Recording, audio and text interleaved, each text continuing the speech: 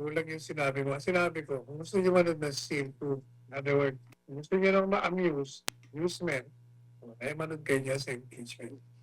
Ulitin natin na Yes po. lahat ng mga ilalabas ng prosecution na ebidensya o ng testigo, walang saysay lahat yan kasi nga inaamin na nila na preliminary at hindi conclusive yung kanilang audit na di umano irregular.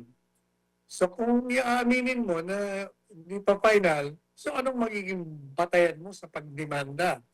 Ganun lang ho kasimple yun. Itutuloy mo lang yan kung ang layunin mo, siraan si Inday Sara. Pareho na ginagawa ng mga abogado ng prosecution. Kung ano ng mga snide remarks. Wala, gusto lang magpabida. Mahilig lang sa publisidad at paninira. Yan ang kagalingan ng mga yan eh. Yan po, Attorney Sal. Kasi kamakailan lang po ay yun nga, may nakapansin po kay VP Sara na bumisita po sa Quezon City Jail. Yan, at doon po ibinalita sa ating balita ngayon na yung mga personalidad na kanyang binisita. Ano pong masasabi ninyo dito, Attorney Sal?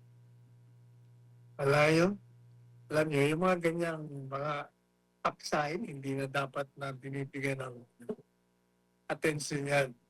There is nothing wrong absolutely with visiting people in jail kung sila ay mga kilala mo o kaya naman mga kaibigan mo. Kahit nga hindi kilala, kung gusto mong bisitahin, anong masama doon? Binibigyan lang ng mga puro mga useless. Wala yan. Huwag na nating intindihin yan. Huwag nyo na intindihin yung mga yan. Basta bisitahin nyo. Kung gusto kayong bumisita kayo. You don't have to explain anything to them. Ayan. Yan, maraming salamat po, Attorney Sal. At samantala sa iba pang issue, ito nga before po or pagkatapos itong impeachment trial ay lumabas nga po yung mga balita na formal ng hiniling ng Estados Unidos sa pamahalaan ng Pilipinas itong ang extradition ni Pastor Apollo C. Quiboloy upang harapin yung mga paglilitis kaugnay sa mga kasong ibinabato laban sa kanya. Ayon kay Philippine Ambassador to the US, Jose Manuel Romualdez, kailangan pa itong aprubahan sa mga korte ng Pilipinas bago nga maisakatuparan itong extradition. Pero samantala, sa panig naman po ng DOJ Attorney Sal ay sinabi nila na wala pa silang natatanggap na extradition request mula sa Amerika. Habang kinukumpirma pa ng DFA or Department of Foreign Affairs na ang anumang kahilingan ay daraan sa itinakdang proseso. Para po sa kaalaman ng mga nakararami, Attorney Sal, kasi nga maraming lumabas sa ibang mga media itong ang pagkakahiling ng Amerika na i-extradite si Pastor Apollo C. Quiboloy. Ano po ang inyong masasabi dito? Paano po dapat ito or ano po ang dapat na proseso nito at anong magiging epekto nito? Kung ano ang sinasabi ng batas ng proseso, gawin na lang nila. Matagal na yan eh. At katotohanan yan, ayaw din ng Amerikano yan. Kasi pag dinala mo yan doon, magsisimula na ang paglilitis. Hindi nga nila maumpisa ng paglilitis kasi wala silang ebidensya. Pinulitika lang nila si Pastor. Yun lang katotohanan. How about naman po sa mga kritiko na sinasabing ang it's about time na dapat daw harapin ni Pastor ang kanyang mga inaakusa laban sa kanya at ano pong masasabi ninyo doon sa kanila, Attorney Sal? May karapatan ba sila na magbigay ng komento patungkol sa isyong ito?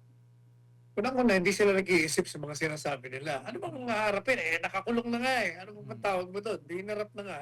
Di tumakas. Mario Josep. Ay, nako. Talaga namang Ay. gamitin niyo yung mga utak niyo. Ayan. Ito nga, maraming salamat, Attorney Sal, dahil nga at least dito po sa ating programa ay nabibigyan po ng liwanag yung mga lumalabas sa social media na mga pahayag ng ibang mga politiko. Ayan, Attorney Sal. Medyo nakuha ko yung attention sa last part na sinabi niyo po na kung gusto pong manood, yung pong impeachment ang panoorin. Ano po ang inyong masasabi, Attorney Sal, at kung meron pa po kayong expectation for next week's impeachment ni Vice President Sara Duterte? Kulang yung sinabi mo. Sinabi ko, kung gusto niyo manood ng scene 2, in other word, kung gusto niyo lang ma-amuse, inducement, ay manood kayo dyan sa impeachment.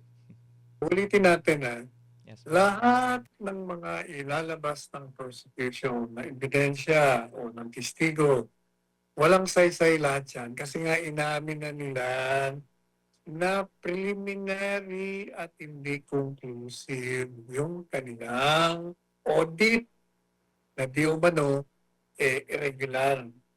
So kung iaaminin mo na hindi pa final, so anong magiging batayan mo sa pagdemanda? Ganun lang ho kasimple yun. Itutuloy mo lang yan kung ang layunin mo, siraan ang siraan si Inday Sara. Pero yung ginagawa ng mga abogado ng prosecution. Kung ano ng mga snide remarks. Wala, gusto lang magpabida. May hilig lang sa publisidad at paninira. Yan ang kagalingan ng mga yan Pero kung tutusin nyo, simple-simple lang ang issue. Dinidemanda mo ng irregularidad. Sino ba ang nagdidetermina kung irregular? Initially, ang COA. So merong, according to them, irregular, non-compliant. Pero inamin nila, pero ito preliminary lang, recommendatory lang. Kasi nga, meron pang appeal. May appeal pa sa commissioner. May appeal pa sa korte. Paano? Ba't ka magdidemanda ngayon? Hindi pa napapatunayan at on their part, conclusive na yung kanilang finding. Yan ang problema Masyadong klaro, kaya wala ho yan. Dismiss. Ayan, maraming salamat po, Attorney Sal. Samantala sa iba pang balita, pinayuhan ni Vice President Sara Duterte si Presidential Spokesperson Claire Castro na maging professional sa pagbibigay ng mga pahayag bilang tagapagsalita ng Office of the President. Tinanong naman ng ang VP kung may komento ba siya sa pagbisita ni Pangulong Ferdinand Marcos Jr. kamakailan sa Davao City. Alamin natin at detalye sa report ni Jason Rubrico. Sa panayam sa Davao City nitong Huwebes, hininga ng reaksyon si Vice President Sara Duterte matapos tawagin ni Presidential Communications Office Undersecretary Claire Castro na baseless at nonsense ang nauna niyang pahayag kaugnay ng International Criminal Court o ICC at kay Pangulong Ferdinand Marcos Jr. Bilang tugon, sinabi ni VP Sara na bilang tagapagsalita ng Office of the President, nararapat lamang na maging profesional sa mga pahayag na inilalabas sa publiko. Si Claire Castro is a spokesperson of the President and the Office of the President, or hindi ko alam kung kaninong spokesperson siya. Pero by the fact na spokesperson ka at merong C ng Office of the President dyan, dapat maging professional ka sa mga sinasabi mo.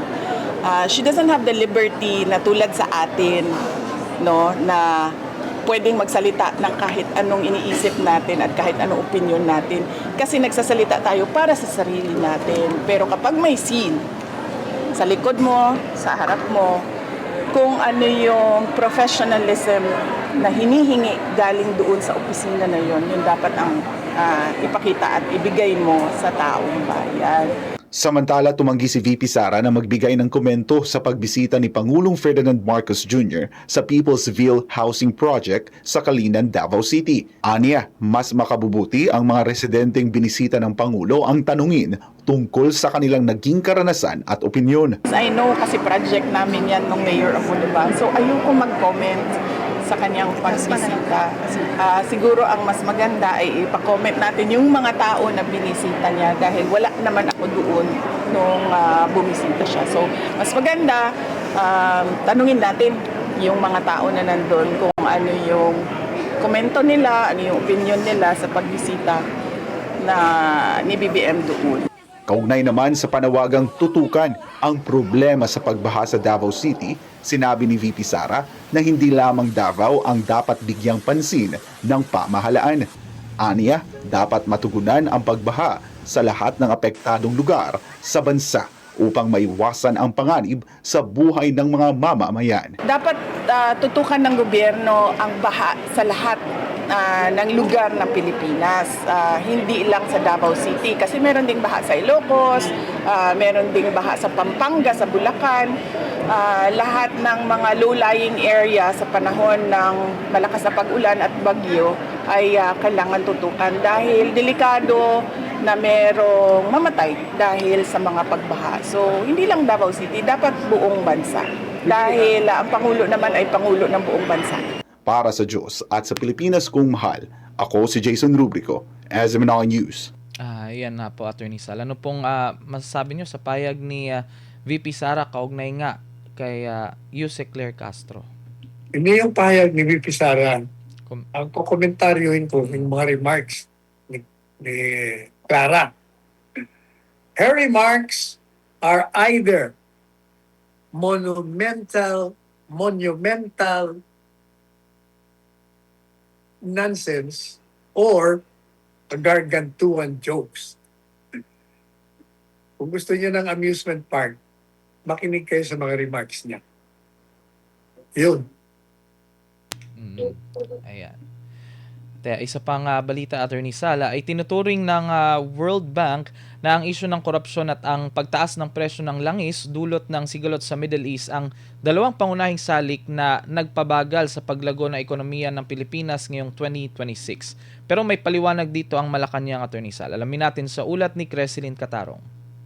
Inaasahang babagal ang paglago ng ekonomiya ng Pilipinas ngayong 2026 ayon sa pinakahuling Philippine Economic Update ng World Bank. Batay sa ulat, tinatayang aabot lamang sa 3.7% ang Gross Domestic Product o GDP growth ng bansa ngayong taon, mas mababa kumpara sa 4.4% noong 2025. Sa unang quarter ng 2026, naitala ang 2.8% GDP growth na ayon sa World Bank ay nagpapakita ng pagbagal ng ekonomiya. Batay sa World Bank, dalawang pangunahing salik ang nakaapekto sa paglago ng ekonomiya. Una, ang kontrobersiya sa mga flood control project na nagdulot ng pagkaantala sa paggasta ng pamahalaan para sa mga infrastructure project. Ikalawa, ang pagtaas ng presyo ng langis, bunsod ng pagsasara ng Strait of Hormuz sa gitna ng sigalot sa pagitan ng Estados Unidos, Israel at Iran. Kaugnay nito, inamin ng Malacanang ang naging pagbagal ng economic growth ng bansa. Ngunit iginit nitong bunga rin ito ng mas mahigpit na kampanya ng administrasyon laban sa korupsyon. Ayon kay Presidential Communications Office Undersecretary Claire Castro, ipinag-utos ni Pangulong Ferdinand Marcos Jr. ang masusing investigasyon sa mga aligasyon ng korupsyon sa mga proyektong pang-infrastruktura, particular sa mga flood control project.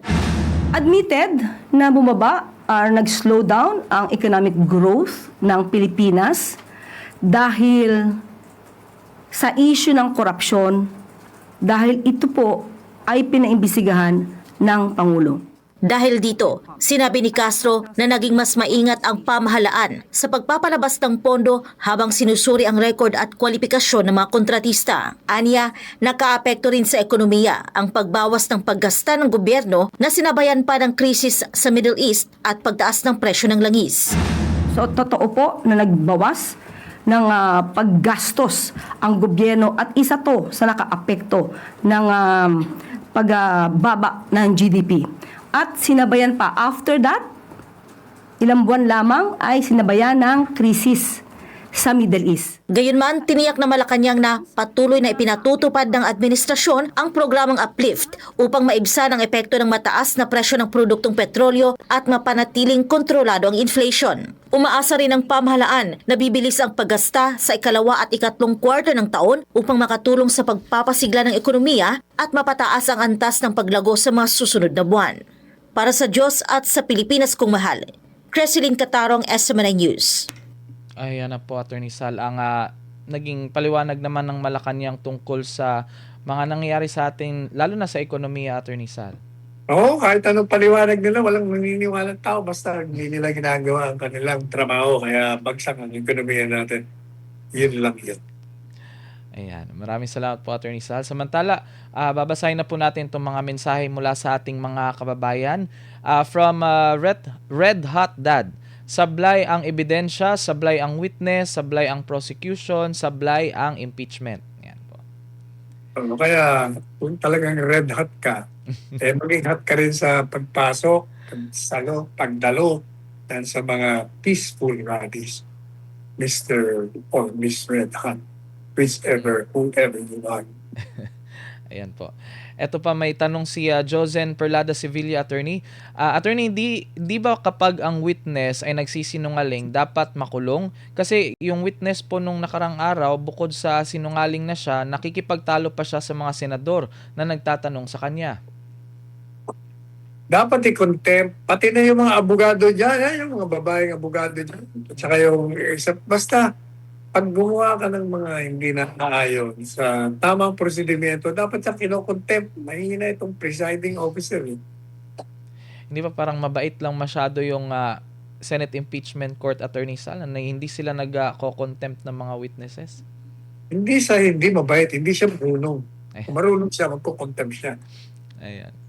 Ito from Elijah. Sa lahat ng kalamidad, laging nariyan ang KOJC sa pamamagitan ng ating minamahal na pastor, Apollo C. Kibuloy, upang tumulong sa ating mga kababayan, lalo na sa mga kabataan. Sa kahit nasa ibang bansa, naroon ang mga volunteers, laging nakahanda at nagkakaisa sa pagtulong. Salamat po, Pastor. Yan. Insight po kay Pastor.